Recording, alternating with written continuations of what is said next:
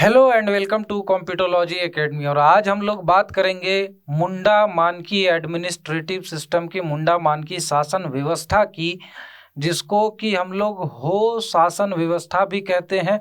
और मुंडा मानकी शासन व्यवस्था कहने के पीछे एक कारण भी है, एक कम्युनिटी से इन लोग बिलोंग करते हैं। और जो मुंडा मानकी शासन व्यवस्था है, या जो हो ट्राइब जिनको कहते हैं, हो आदिवासी जनजाति लोगों जो होते हैं, इन्हें तीसरा ब्रांच माना जाता है मुंडा जनजातियों का ही। ठीक है, तो ये जो हो लोग होते हैं वो मुंडा जनजाति की ही तीसरी शाखा है, जिसके कारण कि इनकी जो शासन व्यवस्था है उसको मुंडा शासन व्यवस्था यानी कि मुंडा मानकी शासन व्यवस्था कहते हैं। तो ये पूरा इनका सिस्टम है, जिसके कारण कि ये बहुत सारी चीजें यहाँ पर जो मिलेंगी मुंडा मानकी शासन व्यवस्था में, वो जो मुंडा शासन व्यवस्था है उससे मिलती जुलती हुई मिलेंगी, उसी की तरह मिलेंगी।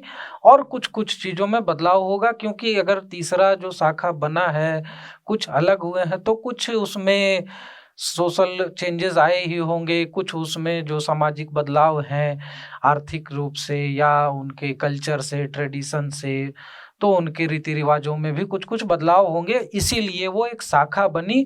वरना क्या होता कि वो मुंडा जनजाति के रूप में ही जाने जाते और वैसे ही होते।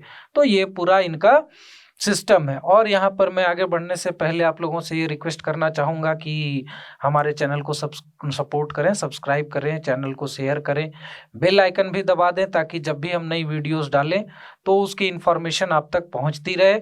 और जो हमारी वेबसाइट है उसके डिस्क्रिप्शन नीचे लिंक दी हुई है डिस्क्रिप्शन में, तो वहाँ पर जाकर आप लोग विजिट कर सकते हैं। वहाँ पर बहुत सारे कोर्सेज चल रहे हैं।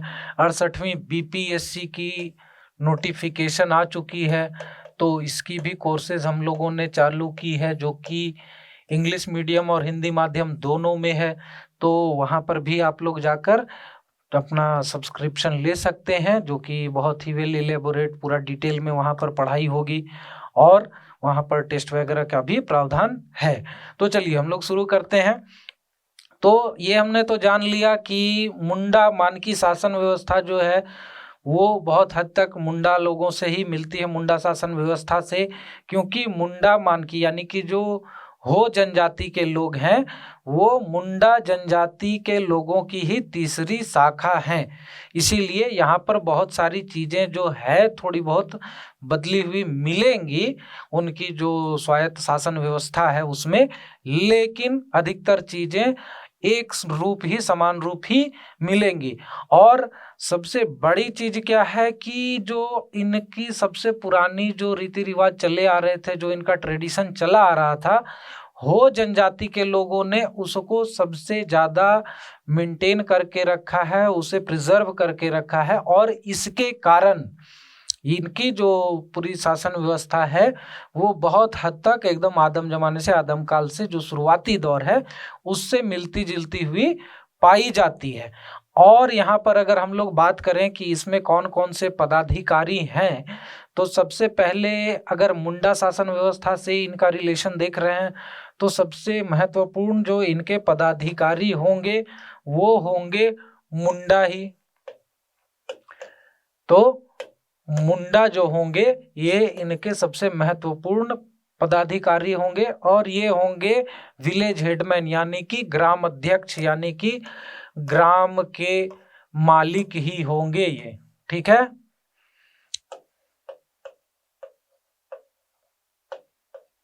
तो ये होंगे ग्राम अध्यक्ष और ये गांव के मालिक होंगे। तो जैसे हमने देखा था कि खूंटकटीदार या भूंइयर लोग वहां पर जंगलों को साफ करते थे और उसके बाद वहां पर गांव को बसाते थे, तो वो मालिक जाने जाते थे। तो वैसे ही ये मुंडा जनजाति के लोग ही, जो मुंडा कास्ट के जो लोग होते थे हो जनजाति में, ये लोग जंगलों को काटते थे, साफ सुथरा करते थे और वहां पर गांव बसाते थे। और इसीलिए ये ग्राम प्रधान, ग्राम अध्यक्ष या जो भी कह लीजिए विलेज हेडमैन हुआ करते थे, और आज भी हैं। जो ट्रेडिशनल इनकी शासन व्यवस्था, जो जनजातीय शासन व्यवस्था चली आ रही है, उसमें आज भी ये ग्राम अध्यक्ष ही होते हैं। और मुंडा जनजाति के जो लोग, मुंडा कास्ट के जो लोग होते हैं हो जनजाति में, तो इसमें एक चीज ये बहुत महत्वपूर्ण है कि आप किसी को उपनाम से नहीं पहचान पाएंगे कि कौन जो है ग्राम अध्यक्ष हैं, यानी मुंडा कुल से बिलोंग करते हैं या कौन नहीं है। और उसके पीछे का कारण यह है कि हो जनजाति के जितने भी लोग हैं सब लोग अपना उपनाम, जो अपना सरनेम या टाइटल जिसको हम लोग कहते हैं, वो मुंडा ही लगाते हैं। इसीलिए आप ये नहीं पकड़ पाइएगा कि ये ग्राम प्रधान वाले कुल से आ रहे हैं या फिर ये ग्राम अध्यक्ष वाले कुल से आ रहे हैं, कौन पाहन कुल से आ रहे हैं, तो ये चीज आप नहीं पकड़ पाइएगा, क्योंकि हो जनजाति के जितने भी लोग हैं वो सब के सब अपने नाम के पीछे मुंडा ही लगाते हैं, और इसीलिए सबके नाम के पीछे मुंडा देखने को मिलेगा। तो ये चीज हो गया। और जो मुंडा होते हैं, जो ग्राम अध्यक्ष होते हैं मुंडा, जो विलेज हेडमैन है, ये वहां पर प्रशासनिक हो गया या फिर न्यायिक हो गया या फिर वहां पर जो रेवेन्यू ऑफिसर हो गए आपके, ठीक है। तो प्रशासनिक, न्यायिक या आर्थिक रूप से जो विलेज के सबसे महत्वपूर्ण व्यक्ति हैं वो ये मुंडा ही होते हैं। तो ये हाईएस्ट ऑफिशियल एक तरह से कह दीजिए हर चीज के हैं, ठीक है, सबसे उच्च पदाधिकारी हैं। और इनके नीचे आते हैं डकुआ, और डकुआ जो होते हैं ये क्या करते हैं, ये मुंडा के असिस्टेंट होते हैं, और एक तरह से आप सेक्रेटरी भी कह सकते हैं इनको। तो यहाँ पर ये चीज ध्यान रखना है कि ये मुंडा के हेल्प के लिए रहते हैं, एक तरह से सेक्रेटरी कह लीजिए, क्योंकि जो भी डिसीजन मुंडा लेंगे वो सारा चीज ग्राम वालों को जाकर बताना या फिर पंचायत के अलग अलग पदाधिकारियों को जाकर बताना, ये सारा काम डकुआ का ही, एक तरह से postman come secretary come what ever it is, मतलब मुंडा का सारा कार्यभार जो क्लरिकल जॉब है वो सारा डकुआ के मद्देनजर ही चलता है, डकुआ ही उसके लिए रिस्पॉन्सिबल होते हैं। तो ये चीजें ध्यान रखने वाली बात है। उसके बाद यहाँ पर क्या होता है कि मुंडा के ऊपर के लेवल के जो पदाधिकारी होते हैं उनका नाम होता है, ये मुंडा से ऊपर होते हैं, इनका नाम है मानकी। इसीलिए इसको कहते भी हैं मुंडा मानकी शासन व्यवस्था। और यहाँ पर ये जो मानकी होते हैं ये 15 से 20 गांवों को मिलाकर उसके जो अध्यक्ष होते हैं, उच्चाधिकारी होते हैं, वो होते हैं। तो यहाँ पर 15 से 20 गांव इनके अंडर में रहेंगे। ये चीज ध्यान देने वाली बात है कि यहाँ पर 15 से 20 गांव मानकी के अंडर में रहते हैं। 15 से 20 गांव के मुंडा के हेड होते हैं मानकी। और जब भी मानकी की कोई मीटिंग होगी, जैसे कोई भी डिस्प्यूट, जैसा हमने देखा था कि जब भी कोई न्यायिक प्रक्रिया शुरू होती है और उसमें फैसला अगर गांव के लेवल पर सुनाया जाता है और उसे कोई व्यक्ति अगर नहीं मानता है तो वो फिर जाकर मानकी के लेवल पर जाता है, फिर उससे उस पर के लेवल पर जाता है, जिस जिस शासन व्यवस्था में जैसे जहाँ पर हायरार्की बनाई हुई है उसके हिसाब से वहां पर उस मैटर को देखा जाता है। तो यहाँ पर क्या होता है कि जैसे ही कोई समस्या का समाधान अगर गांव के लेवल पर नहीं हो पाया तो वो मानकी के लेवल पर जाएगा। और मानकी के लेवल पर क्या होता है कि जब भी मानकी कोई पंचायत या मीटिंग बुलाएंगे तो इसमें ये सभी गांव के मुंडा और डकुआ, ये दोनों भी इस मीटिंग में भाग लेंगे, इस पंचायत में भाग लेंगे। और ये दोनों भी, सारे गांव के ये दोनों पदाधिकारी भी स्वतंत्र रूप से अपनी विचार रख सकते हैं, अपना सजेशन दे सकते हैं मानकी को। हाँ, ये बात अलग है कि जो अंतिम निर्णय होगा वो मानकी अपने विवेक से लेंगे, अपना फैसला खुद सुनाएंगे, लेकिन इनके पास भी ये अधिकार है कि वो उनको बता सकें ना मलिक ये गलत हो रहा है, ऐसे होना चाहिए। तो ये चीजें वहां पर इनके पास भी ऑप्शन होता है। और इसके बाद डकुआ तो हो गए आपके कि ये जो मुंडा को असिस्ट करते हैं, हेल्प करते हैं वो कम्युनिकेशन में और पंचायत बुलाने में और लेखा धोखा में। लेकिन मानकी को अगर यही चीज देखना हो कि मानकी को अगर कोई टैक्स कलेक्शन का, क्योंकि एडमिनिस्ट्रेशन का ज्यादा काम गांव के लेवल पर रहता है, उसके ऊपर के लेवल पर ज्यादा रहता नहीं है, जब तक कि कोई समस्या यहाँ पर मानकी के लेवल तक ना पहुंचे तो वो भी जो है सो न्यायिक प्रक्रिया है, वो भी वहां पर जो प्रशासनिक प्रक्रिया है वो नहीं है। तो यहाँ पर मानकी के लेवल पर सबसे जो महत्वपूर्ण कार्य होता है वो होता है रेवेन्यू कलेक्शन का, यहाँ पर कर वसूली का। तो जब भी यहाँ पर कर वसूली का, कर का मुद्दा आएगा तो एक भाई अकाउंटेंट भी चाहिए। बिना एक्सपर्ट के जो लेखा जोखा रख सके, हिसाब किताब रख सके कि भाई कितना पैसा आया कितना खर्चा हुआ, मैनेज करना तो मुश्किल है इतने बड़े लेवल पर कि 15-20 गांव उनके अंडर में है। तो ऐसे के लिए यहाँ पर क्या होता है, एक तहसीलदार होता है। तो मानकी के अंडर में एक काम करेंगे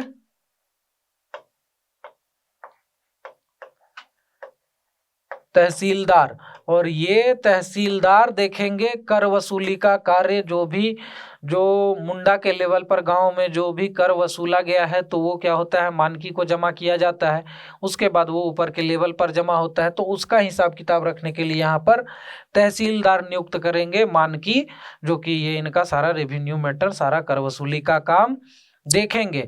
और इसके अलावा और भी कोई अगर वैसी समस्या आए जिसके लिए कि दिमाग की भी जरूरत है, अब जैसे पहले राजा रजवाड़े भी करते थे क्या कि अपने ने जो दरबार है उसमें ज्ञानी व्यक्तियों को रखते थे, कहीं नवरत्न होते थे, कहीं कुछ होता था, तो वो क्या करते थे, वो सजेशन के लिए रखते थे, वो अपना ब्रेन उनका इस्तेमाल करते थे पैसा दे के, ठीक है कि तो आप फैसला लो, नाम हमारा होगा। तो इसी तरह से मानकी के पास भी 3 लोगों की एक कमेटी होती है जो कि मानकी को सजेशन देते हैं, मानकी को वहां पर बताते हैं कि क्या करना है क्या नहीं करना है, क्या बेहतर रहेगा क्या गड़बड़ है। तो इतने हाई लेवल पर अगर 15-20 गांव को मैनेज कर रहे हैं तो भाई वहां पर एक्स्ट्रा ब्रेन की जरूरत पड़ेगी ही, तो दूसरे का ब्रेन निकाल के नहीं ले सकते हैं, भाड़े पर ले लो। तो वही चीज यहाँ पर भी है।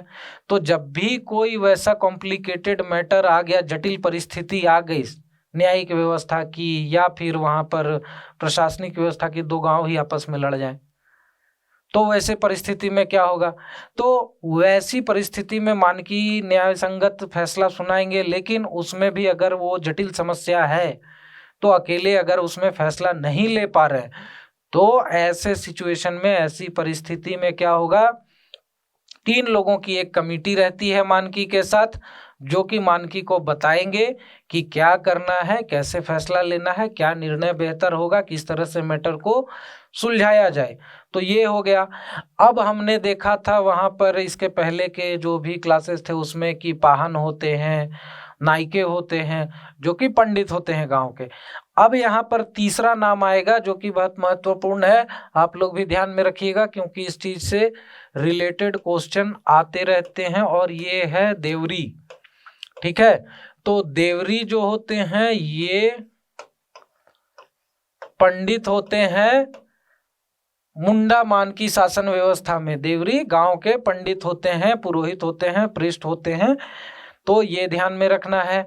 और ये जो हैं सो मानकी को या मुंडा को कोई भी अगर वैसा धार्मिक जो अपराध है वो हुआ है या धर्म से रिलेटेड कोई समस्या में समाधान निकालना है, न्यायपूर्ण न्याय संगत फैसला सुनाना है, तो वैसी परिस्थिति में ये भाई साहब हो जाएंगे सबसे इम्पोर्टेंट, क्योंकि इनका जो सजेशन रहेगा उसी के हिसाब से मुंडा या मानकी दोनों में से जो भी हैं वो फैसला सुनाएंगे। तो ये बहुत ही महत्वपूर्ण पोस्ट हो जाता है। और यहाँ पर जैसे देखा था हमने कि नायके के जो असिस्टेंट थे कुड़ुम नायके थे, अब यहाँ पर देवरी के जो असिस्टेंट होंगे उनका नाम होगा यात्रा देवरी। तो यहाँ पर इनका नाम होगा यात्रा देवरी। ठीक है, तो लगता है कि ये बाहर के जगह पर इनको पूजा पाठ करने के लिए भेज देते थे अपने असिस्टेंट को कि गांव के अंदर के जो पूजा स्थल हैं वहां पर हम संभाल लेंगे, गांव के बाहर जो भी जाहिर थान है वो जाके वहां पर आप पूजा कीजिए। तो इसीलिए यात्रा पर भेज दिए, तो यात्रा देवरी नाम पड़ गया इनका। और यहाँ पर क्या हुआ कि जो मुंडा मानकी शासन व्यवस्था है इसमें बहुत सारे बदलाव भी हुए, खास करके जब ब्रिटिश शासन लागू हुआ पूरे झारखंड में, तो उस समय यहाँ पर जो कोल अपराइजिंग थी वो हुई, कोल विद्रोह हुआ। तो कोल जो है सो नाम है मानकी मुंडा जो लोग हैं या हो लोग हैं उन्हीं को कोल भी कहते हैं, ठीक है। हो जनजाति का ही दूसरा नाम कोल भी है। तो यहाँ पर क्या हुआ कि कोल विद्रोह हुआ। कोल विद्रोह कब हुआ? कोल लोगों का विद्रोह, कोल विद्रोह हुआ आपका 1830 से 32 के बीच में, ठीक है। अब 1830 से 32 के बीच में यहाँ पर कोल विद्रोह होने के पीछे का जो सबसे बड़ा कारण था कि ब्रिटिश एडमिनिस्ट्रेशन ने, ब्रिटिश शासन ने जो कोल लोगों का या हो लोगों का जो अपना जनजातीय शासन व्यवस्था था उसके हिसाब से जो उनके भूमि के अधिकार थे वो क्या था कि वो पीढ़ी दर पीढ़ी चलता आता था और उस पर वो लोग कोई टैक्स वगैरह देते नहीं थे उसके पहले, क्योंकि वो एंसेस्ट्रल राइट था, हेरिडिटरी राइट था, वो चला आ रहा है तो चला आ रहा है। खूट कटीदार वाला या भूइयारदार वाला सिस्टम था कि जिसने जो जंगल क्लियर किया, काटा, वहाँ से जो कृषि योग्य भूमि निकाला तो वो उनका हो गया, उस पर कोई टैक्स नहीं देना है। लेकिन ब्रिटिश शासन आने के बाद क्या हुआ कि उन्हें वहाँ पर अब कर देना पड़ने लगा, उन्हें अब वहां पर क्या करना है कि टैक्स देना है। तो ऐसी परिस्थिति में कोल विद्रोह हो गया। और यहाँ पर कोल विद्रोह के पीछे एक और मेजर कारण क्या था कि जो ब्रिटिश शासन थे वो कभी भी किसी भी परिस्थिति में कर को माफ करते नहीं थे, चाहे वहां पर बाढ़ आ जाए, सूखा आ जाए, पेंडेमिक हो जाए, महामारी फैल जाए, कुछ भी हो जाए, पैसा तो देना पड़ेगा। क्योंकि जो ब्रिटिश शासन थी उस समय तक 1857 के पहले तक वो क्या थी, एक कंपनी थी जिसको सिर्फ प्रॉफिट से मतलब था और उनको कोई मतलब नहीं था कि आप मरो या जियो, क्या करो, हमको कोई फर्क नहीं पड़ता है, मेरा प्रॉफिट निकलना चाहिए, मेरा मुनाफा निकलना चाहिए, अगर वो नहीं निकल रहा है तो हम कुछ भी कर सकते हैं। और इसमें क्या होता था कि वो बहुत तरह से परेशान करते थे, कोल लोगों को मार दिया, पीट दिया, गाय बैल खोल के ले गए, सब कुछ ही हो गया। पहले के समय में क्या होता था कि राजा रजवाड़ों के समय में अगर किसान कर नहीं दे पा रहे हैं तो राजा रजवाड़े अगर परेशान करने आते थे कि भाई टैक्स नहीं दिए हो, टैक्स लाओ, तो किसान बोलते थे ठीक है, नहीं है पैसा, आप मारोगे हम चल जाएंगे जंगल में। जंगल में भाग गए तो राजे रजवाड़े छोड़ देते थे कि भाई भाग जाएगा जंगल में तो यहाँ खेती कौन करेगा, सिस्टम कैसे चलेगा। लेकिन अब क्या हुआ ब्रिटिश शासन आने के बाद कि भाई आपने टैक्स नहीं दिया है, टैक्स नहीं दिया है, ब्रिटिश शासन आके मार पिटाई की कि टैक्स लाओ, कर दो। लेकिन वहां पर क्या हुआ कि जैसे ही गांव वाले भाग गए जंगल में तो ब्रिटिश शासन गौ माता को ले जाएंगे। अब गौ माता कैसे ले जाइएगा भैया, ये तो ले जाने देंगे नहीं। उनका बर्तन बासन सब ले उठा के ले जाते हैं, वो भी एक अलग झमेला। तो गांव वालों को हो गई बड़ी दिक्कत और उसके कारण हो गया क्या, कोल विद्रोह, कि गौ माता को कैसे हाथ लगा दिए भाई। तो ये चीजें हो गई।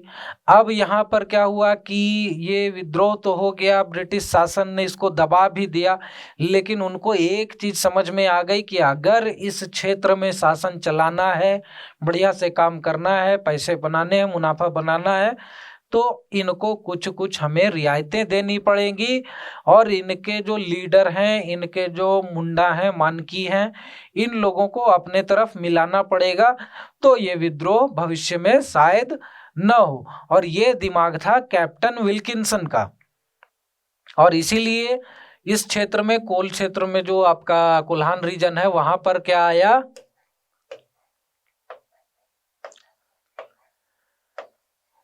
विल्किंसन रूल आया। विल्किंसन रूल लगा 1837 में, ठीक है।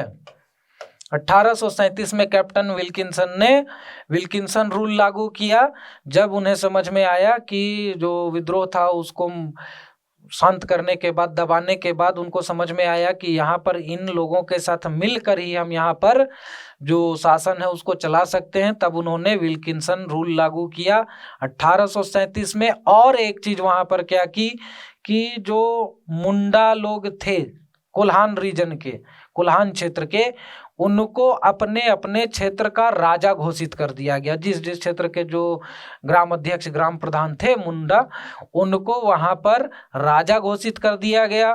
प्लस क्या किया गया कि जो उनकी पहले से जो ट्रेडिशन चलते आ रही थी उसके हिसाब से उनका जो राजा का ओहदा था उसको हेरिडिटरी बना दिया गया। यानी कि क्या हुआ कि अगर पिता मुंडा जो था वो राजा था, उस क्षेत्र का मालिक था, तो उसका कोई ना कोई बेटा, कोई ना कोई पुत्र भी वहां पर राजा ही रहेगा, वही बनेगा, उसके परिवार के ही लोग बनेंगे। ब्रिटिश सरकार जो है बाहर से किसी को लाकर वहां नहीं बिठा देगी कि ये मुंडा मर गए, ये क्षेत्र हो गया खाली, यहाँ पर हम दूसरे को शासन चलाने के लिए दे देंगे। ये सिस्टम खत्म कर दिया गया। क्योंकि वहां पर क्या हो रहा था, जो दीकू लोग थे उनको जो ब्रिटिश सरकार ला रही थी, उसके कारण भी एक बहुत बड़ा कारण ये बन रहा था कि जिससे कि लोग वहां पर विद्रोह कर रहे थे। तो वो चीज खत्म करने के लिए वहां पर ये लोगों को बना दिया गया राजा कि आप ही रहेंगे और आपके बाद आपके पुत्र, उनके पुत्र, उनके पुत्र, हेरिडिटरी चलता जाएगा, पीढ़ी दर पीढ़ी चलता जाएगा। तो ये चीजें हुई। तीसरी चीज क्या बदलाव की गई, जो बहुत बड़ी चीज थी, कि जो टैक्स पहले ब्रिटिश सरकार अपने अधिकारियों द्वारा सीधा कलेक्ट करती थी, सीधा वसूलती थी, वहां पर वो अधिकार दे दिया गया मुंडा और मानकी लोगों को। तो सबसे पहले क्या हुआ कि गांव के लेवल पर मुंडा वसूलेंगे कर, उसके बाद वो कर वो जाके जमा करेंगे मानकी को, और मानकी फिर जाकर वो ब्रिटिश सरकार को जमा करेंगे कर। और इसमें एक व्यवस्था की गई कि हर जगह पे, जैसे यहाँ पर मुंडा ने कर वसूला, वो जमा किए मानकी को।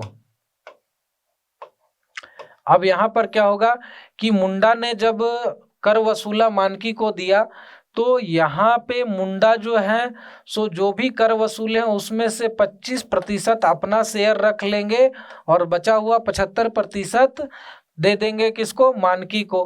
मानकी फिर यहाँ पर जो 75% है उसमें से 25% निकाल कर खुद रख लेंगे और बाकी का जो है दे देंगे वो किसे, जाकर ब्रिटिश सरकार को। तो ये सिस्टम पूरा लागू किया गया। और इसके कारण क्या हुआ कि मुंडा भी भड़कने बंद हो गए, मानकी भी भड़कने बंद हो गए। तो लीडरशिप आ गई अपने कंट्रोल में। और जब लीडरशिप अपने कंट्रोल में है तो जो जनता उनको फॉलो कर रही है उन्हें शांत रखना काफी आसान हो गया। और ये सारा चीज लिखित रूप से तैयार किया कैप्टन विल्किंसन ने। और इस पे फिर जो कोल विद्रोह के जो नेतृत्व थी, जो लीडर थे, उनके बीच में और ब्रिटिश सरकार के बीच में ये एक अग्रीमेंट साइन हुआ 1837 में। और 1837 में विल्किंसन रूल कोल्हान क्षेत्र में लागू हो गया, जिसको कि बाद में जो बंगाल के गवर्नर थे उन्होंने भी अप्रूव कर दिया और उसके बाद ये लागू हो गया। और इस जो विल्किंसन रूल है इसमें टोटल 32 आर्टिकल थे। यहाँ पर टोटल 32 आर्टिकल, 32 सेक्शन लिखे हुए थे। ठीक है, तो ये सारी चीजें पूरा गवर्नर जनरल ऑफ बंगाल से अप्रूव होने के बाद पूरा एक लिखित रूप में बन गया रूल एंड रेगुलेशन। और क्या था कि न्याय व्यवस्था चलाने के लिए भी मुंडा और मानकी लोगों को अधिकार दिया गया। लेकिन उसमें क्या था कि जो क्रूर, जो जघन्य अपराध हैं वो हटाकर बाकी की चीजों के लिए ही सिर्फ इन्हें अधिकार दिया गया था। लेकिन अगर वही मर्डर का केस हो गया या डकैती का केस हो गया और ऐसे भी जो जघन्य अपराध हैं वो उनके हाथ में नहीं था। उसके लिए ब्रिटिश सरकार अपनी जो एडमिनिस्ट्रेशन चलाती थी, अपनी जो न्याय प्रक्रिया, न्याय व्यवस्था चलाती थी, अपनी जो उनकी पुलिस थी, उनके थ्रू ही देखा जाता था। लेकिन बाकी के जो छोटे मोटे पेटी क्राइम्स होते हैं वो सारे अपराध, छोटा मारपीट हो गया, छोटा मोटा चोरी हो गया, इन सारी चीज़ों के लिए न्याय व्यवस्था चलाने के लिए मुंडा और मानकी को अधिकार दे दिए गए थे। तो ये पूरा सिस्टम था आपका मुंडा मानकी शासन व्यवस्था का। और यहाँ पर आप लोगों को कोई भी कंफ्यूजन हो तो नीचे डिस्क्रिप्शन में सारा लिंक दिया हुआ है, कॉन्टेक्ट नंबर्स दिए गए हैं, व्हाट्सअप भी कर सकते हैं आप लोग। और हमारे चैनल को मैं फिर से कहूँगा कि सब्सक्राइब करें, शेयर करें और बेल आइकन भी दबा दें, ताकि जब भी हम नई वीडियोस डालें तो उसकी इन्फॉर्मेशन आप तक पहुंचती रहे और आपसे कोई भी वीडियो छूटे नहीं। Thank you very much and have a nice day.